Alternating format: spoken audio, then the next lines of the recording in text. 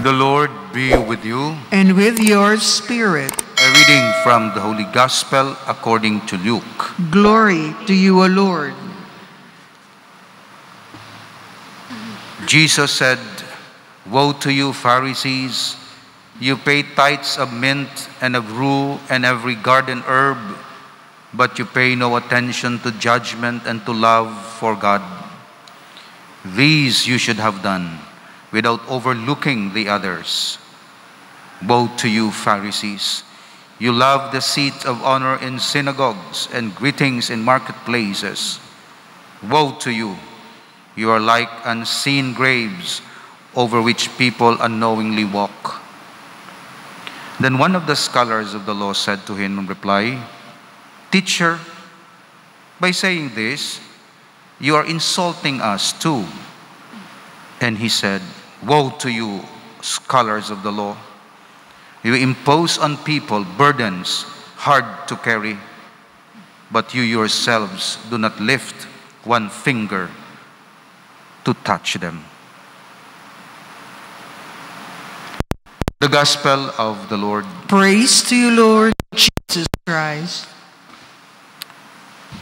We meditate on the first reading because it reveals the character of God. Because we are in our catechesis in the part of knowing God as He is, and that is as revealed by Jesus Christ, written in the Bible and explained by the Church, especially in its official document, Catechism of the Catholic Church, and of course, explained in a special way by Spirago. You man, this from the letter of Paul to the Romans, you, O man, are without excuse, every one of you who passes judgment. For by the standard by which you judge another, you condemn yourself, since you, the judge, do the very same things. Tuod na, dasig kita mag-judge sa sala sang iban, pero ang aton, hindi naton makita. Hamugin ni ang isa sa mga effects ng original sin na divert ang aton examination of conscience sa weaknesses and faults of other people. Hapus makita ang dako-dako nga puling sa mata sang iban. Pero ang mas dako pagin nga puling sa mata mo, hindi mo makita. Andam ka mo nga nagapanghukom. Kaya ang paghukom ninyo, ang standard sang inyo paghukom, gamiton sa inyo sang Dios. We know that the judgment of God and those who do such things is true. So hindi ni bungang isip, hindi ni invento sang simbahan, matuod ina kag matabo ina. In our time, still the time of mercy. Pero time will come, most especially the hour of our death. It's no longer mercy. It's already justice. Ang gamiton sang Dios nga standard, hindi nang iya mercy, kundi ang justice, suno sa imo response sa iya invitation. Batian naton ang responsorial psalm. Lord, you give back to everyone according to his works. Not according to his works nga iya, kundi ang naminsin ni according to his response to you. God initiates, man responds. So nagadepende ang imo nga padya sa quality sang imo response. Gintagaan ka amo ning amount, ginbaton mo, gininvest mo, nagrespond ka effectively. So hindi niya favoritism nga paborito sang Dios, hindi. Tanan, suno sa masarangan gintagaan. Pero ang padya, depende sa kung ano ang ginhimo mo sa ginhatag sa imo. That's why amuni, we know that the judgment of God and those who do such things is true. Do you suppose then, you who judge those who engage in such things, and yet do them yourself, that you will escape the judgment of God? Or do you hold His priceless kindness, forbearance, and patience in low esteem, unaware that the kindness of God would lead you to repentance? Ang lead sa aton sa repentance is the experience of God's kindness. It's the memorial of His passion and death. Ang wala nakakilala sang kung ano kadako ang ginobra sang Dios para sa tao, hindi siya mag-repent, hindi siya appreciate. Pero nagabasa Bible, naga-meditate, tag nagapadalom sini kung daw ano ang gugma sang Dios sa tawo nga ginhatag niya ibugto nga anak. Hindi ka pa bala maghinulsol? That's why nabutang diri ang paghinulsol ara sa pagpanumdum sang kindness sang Dios. Kaya kung hindi mo madumduman ang ginobra sang Dios ara sa Biblia o sa imo mismo, hindi ka magsimba, ka magkilala sa iya. So, or do you hold His priceless kindness, forbearance, and patience in low esteem, unaware that the kindness of God would lead you to repentance? Well, damo man ang pamaagi mag-repent. Kuis ati, may balatian ka mo, ti, repent ka eh. Nagmasakit ka mo, o di, repent. Pero daw na puwersa ka mag-repent. Kaya ti, nabutang ka sa sitwasyon nga hopeless and helpless. Ti, amo na iya ang repentance nga madala sa mga wala gid kakilala sa Dios. Pero ka masakit, basta kilala mo Diyos. That's why we have the Holy Week. We have mga mystery na gina-celebrate natin. We have the Mass every day. Do this in mystery. The mystery of faith. Christ has died. Christ is risen. Christ will come again. Kung dumdumon na isang tao, mag-lead sa iya sa repentance. Lord, I am not to receive you. Dako gid ang pagigugma mo sa akon. Hindi ako takos. Pero ginhigugma mo kag gihapon. I'm sorry for my sins. Of God among sa aton sa authentic repentance.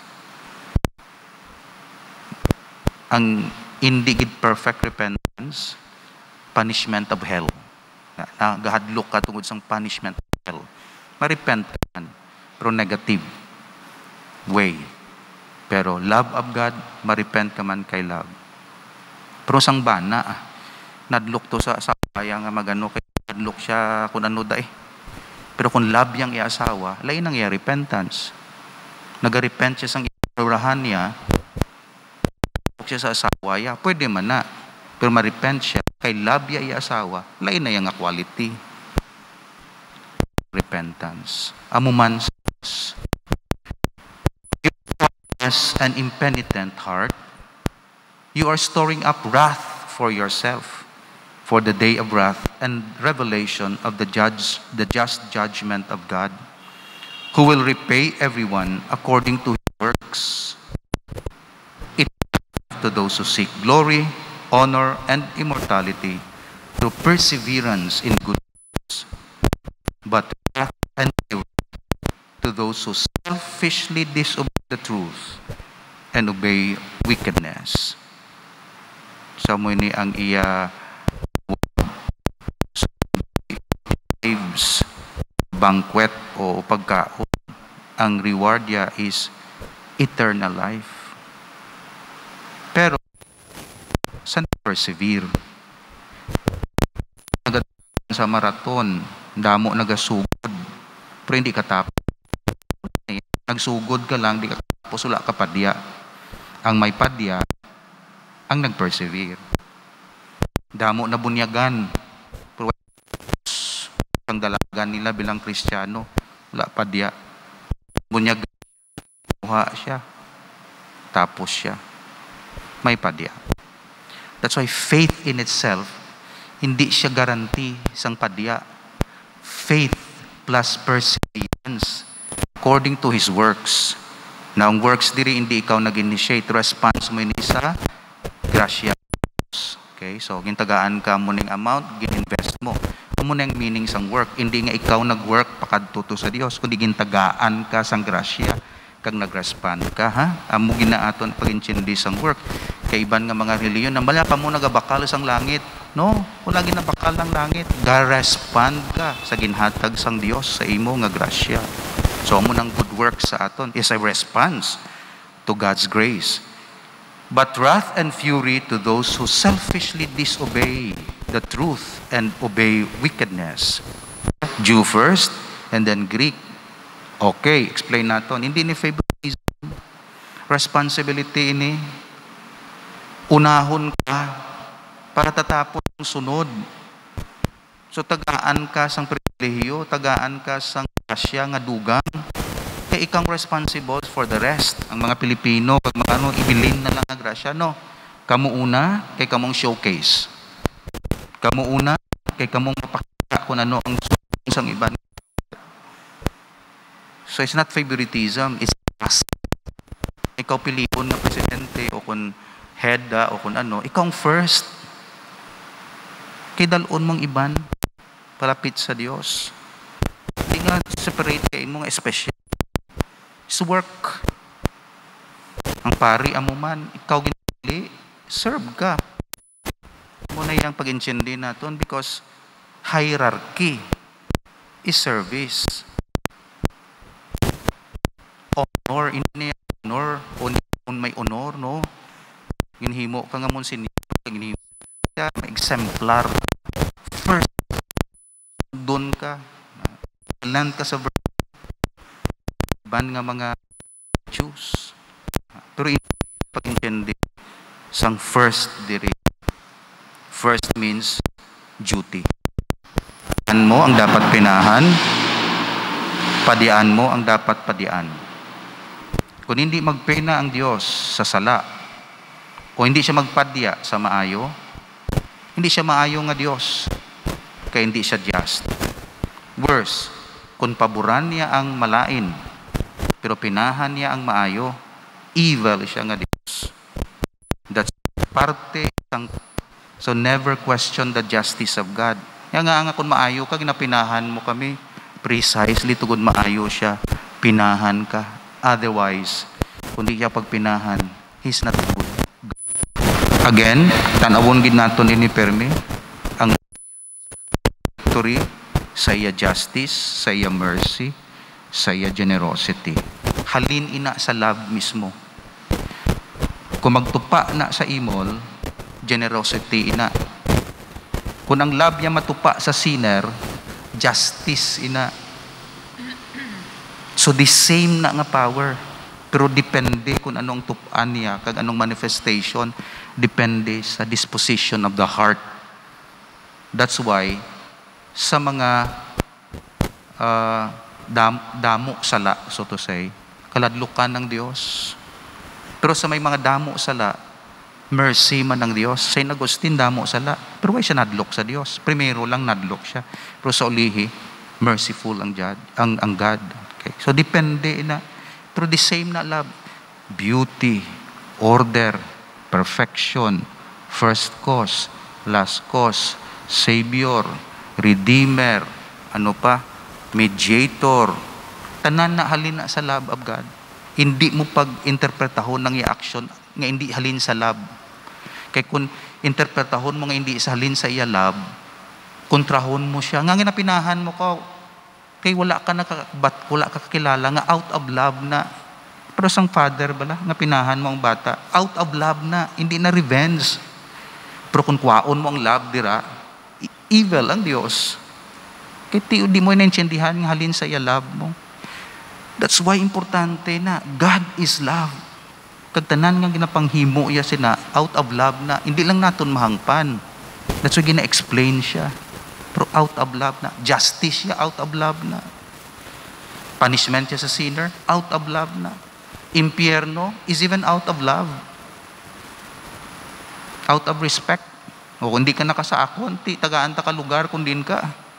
Hindi ka ma-annihilate. Pero mag-exist ka, pero isa imo gusto. Tungod selfish ka, o selfish ka forever to, may lugar para sa imo da. It's even part of love. Suffering, love gihapon nina. Iti gina-discipline ka. So I hope maintindihan natin ini. Kung hindi natin maintindihan, balik lang kita sa love sang Diyos. And then, i-trace natin nina. Nga mo ning kakatabo. Anong nam-expression sang love sini? Ano ning nga form sang love? It could be a reminder. Could be discipline. Could be hanot gamay. Ini nga love, hatag niya. Evil, it's love. Kaya ginadisiplina ang bata. So, God is love. Tanan-tanan nga mga decision niya kag attributes. Philosophical attributes siya, theological attributes, kung anong mga perfection siya, comes from His love. Because God is love. So kung direct ka maka-experience ang love of God, mahangpan mo ini gamay-gamay. Pero kung wala ka sang love of God, di mo na mahangpan. Mareklamo ka perme. Pareho sang pagreklamo sa bata, sa iya father, nga gina-curfew mo kami, nga ginapauntat mo kami, nga patulugon mo kami temprano. Kaya ang nakita iya lang pleasure, hindi ang concern, solicitude, and love sang iya father. The same sa aton. Kung makita nato ng love of God, maintindihan ta kung anong ginahimo iya sa aton kabuhi. Amen.